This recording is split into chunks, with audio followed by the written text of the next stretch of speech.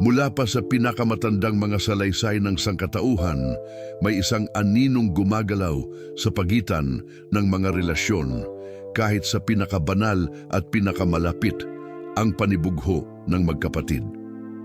Ngunit paano kung ang panibugho na ito ay hindi lamang emosyon, kundi bunga ng isang misteryong espiritual, isang hindi maipaliwanag na pagtanggi mula sa Diyos?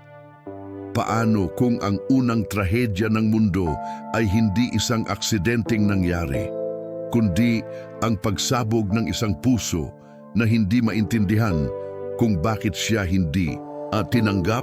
Bago tayo magpatuloy, pakisagot sa iyong sarili, ilang beses mo naramdaman na may ibang nakatanggap ng pabor na dapat ay ikaw?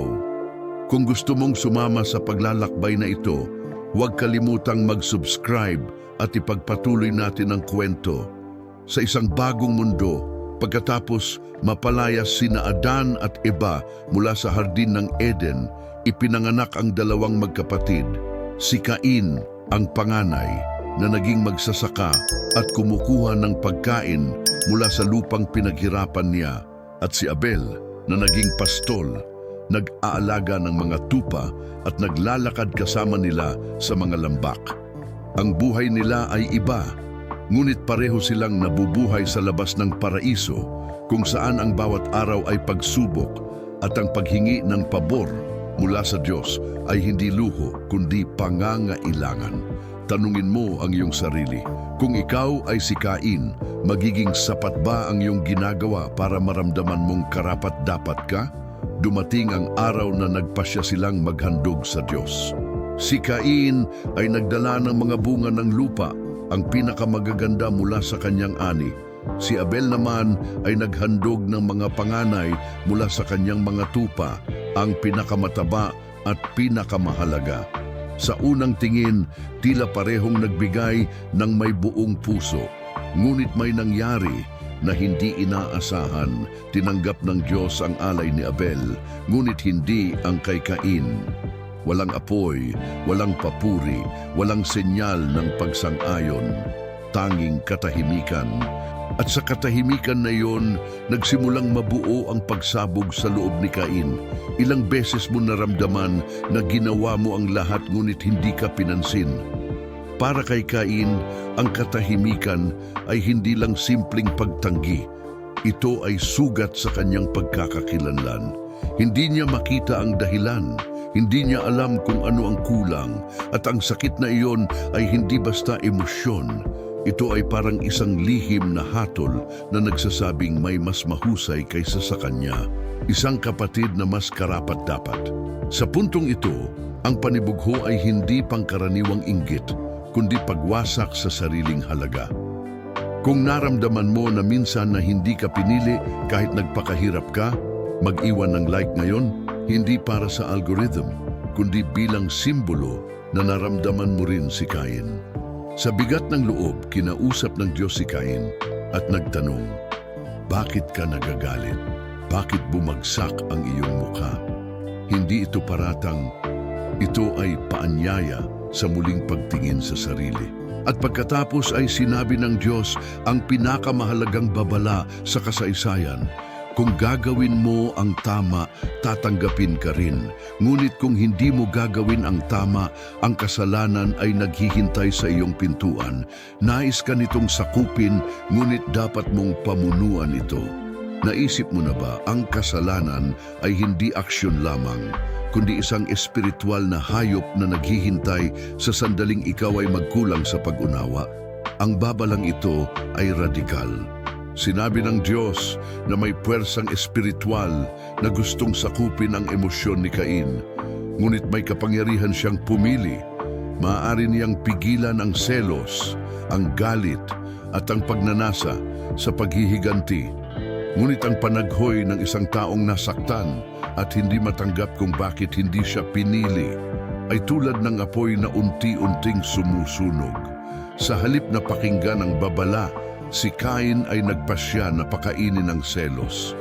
Ilang beses tayong kumapit sa sama ng loob kahit alam nating tama ang magpatawad.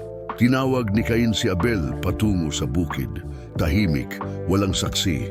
Doon sa gitna ng kalikasan, naganap ang unang pagpatay sa kasaysayan. Maaring hindi sumigaw si Abel, maaring hindi siya nakatakbo.